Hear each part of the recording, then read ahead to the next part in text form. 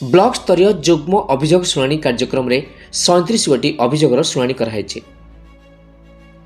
नवरंगपुर जिला डाबुगा ब्लॉक कार्यालय परिसर थिबा मिशन शक्ति सभागृह में ब्लॉक स्तरीय जुग्म अभियोग शुणाणी शिविर कार्यक्रम अनुष्ठित होइछि। एथिरे नवरंगपुर जिलापाल महेश्वर स्वाई द्वारा 37 गोटी अभियोगर शुणाणी करी तार समाधान निमंते जिलार जो विभाग अभियोग से विभाग अधिकारी मानक समाधान करने निर्देश दिखाई। 37 गोटी अभियोग मध्य 15 गोटी अभियोग व्यक्तिगत एवं 22 गोटी अभियोग गोष्ठीगत होता बेले डाबुगा ब्लॉक सदर महकमाटे ब्राह्मण समाज एक बैठक गृह निर्माण पर जगह प्रदान, मेदना ग्राम में खेल पड़िया निर्माण, जबागुड़ा पंचायत रे फुलभटा ग्रामर विद्यालय शिक्षक बदली करने, डंगरीगुड़ा ग्रामर घरडीय पट्टा बंटन, जुनापाणी धानमंडी मिल मालिक मनमानी, क्विंटाल पिछा 10 ରୁ 12 किलोग्राम धान कटनी छटनी कराहोछि, डाबुगा मशाणी पदारे पोशाक बदल गृह निर्माण, डाबुगा हाटपदा ग्रामर कौशल्या जानी संपर्क मृत्यु प्रमाणपत्र, डाबुगा गोष्ठी स्वास्थ्य केन्द्र में मिलुनथिबा नंदपुर रास्ता निर्माण, बड़ ओलमा ग्रामर भिन्नक्षम विचित्र हरिजन धान मंडी में धान बिक्री कर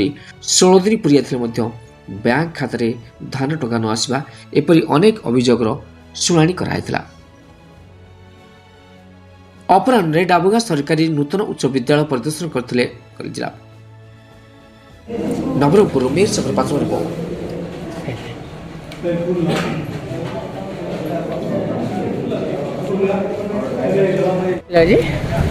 आज आम कलेक्टर सार पाखु आसलु कैटेगोरी गाई गुहाल आसलु जे आम देलु 2025 मसीह देलु सीटा एवं 26 है 6 मास हो गला 2025 देलाटा एवं 6 मास 6 मास हो गला मात्र नहीं कि बोलते 6 वर्ष हम सीना मात्र हो ना 6 मास है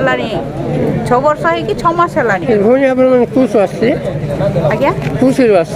चंदाहांडी हाँ चंदाहांडी आसचु 6 मास गुहार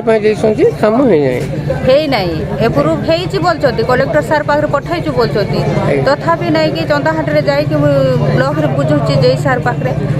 भी सब पचार ना हो जाए कलेक्टर पाखे एप्रुव करूँ बोलते हेले एप्रुव आसी ना एवं जा पचारू कलेक्टर सार आड़ एप्रुव आसी ना कहते एवं कलेक्टर सार को देलु देला एप्रुव तो हो जाए बोली कहते।